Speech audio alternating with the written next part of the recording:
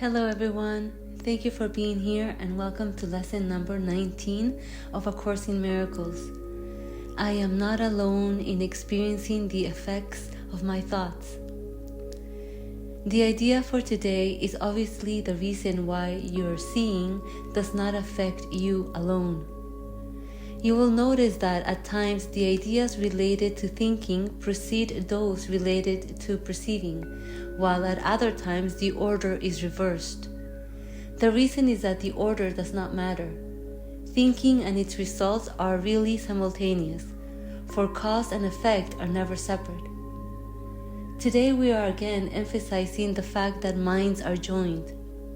This is rarely a wholly welcome idea at first, since it seems to carry with it an enormous sense of responsibility and maybe even be regarded as an invasion of privacy.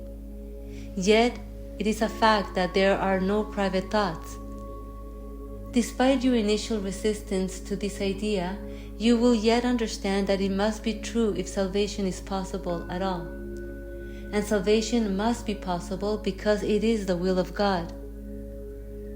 The minute or so of mind searching which today's exercises require is to be undertaken with eyes closed. The idea for today is to be repeated first, and then the mind should be carefully searched for the thoughts it contains at that time.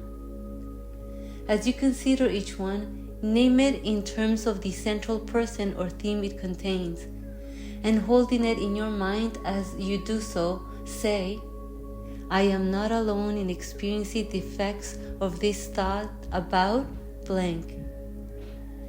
The requirement of as much indiscriminateness as possible in selecting subjects for the practice period should be quite familiar to you by now, and will no longer be repeated each day, although it will occasionally be included as a reminder.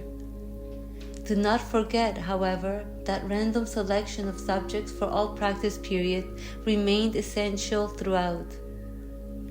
Lack of order in this connection will ultimately make the recognition of lack of order in miracles meaningful to you.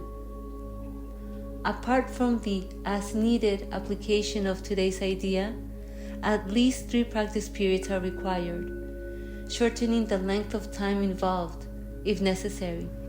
Do not attempt more than 4. Okay, that's lesson number 19 of A Course in Miracles. I am not alone in experiencing the effects of my thoughts. Yeah, and the reason why I is not alone in experiencing the effects of its thoughts is because we are all one as one eternal mind. Mind with a capital M. Some call it Christ consciousness.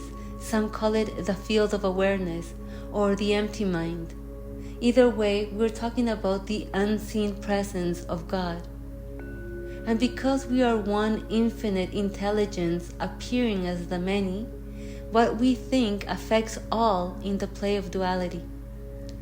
In other words, because of what we are as one, what we think affects everyone. That's why we are either sharing and confirming thoughts of oneness or sharing and confirming thoughts of separation. And the reason why this is good to know is because when our thoughts are firmly believed, our actions are firmly justified. And the ego mind is very crafty in justifying attack, in subtle ways or in obvious ways, ignorantly perpetuating separation and time. And we are doing this all the time, by the way. We always have been, as there is no difference among equals nor order of difficulty among brothers or sisters. That's why I love this message, because it is empowering. What we think and firmly believe does become our experience in one way or another, as there are no idle thoughts. All thoughts have the power to create and expand love, or to produce and share fear in our experience and in the apparent world. But what I would like to emphasize is that ultimately, to be present, to be love, to be peace, is what brings joy in our apparent individual experience and to the world.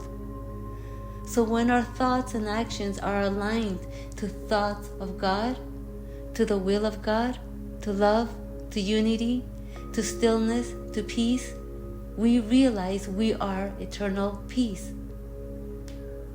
So this is good to know, because once we become aware of the power of our thoughts, we can make space for truth to shine on our apparent minds and liberate us from its deception and chaos. And I also wanted to mention again and again that we are all equally as powerful, because as the Course says, there are no order of difficulty nor differences among equals.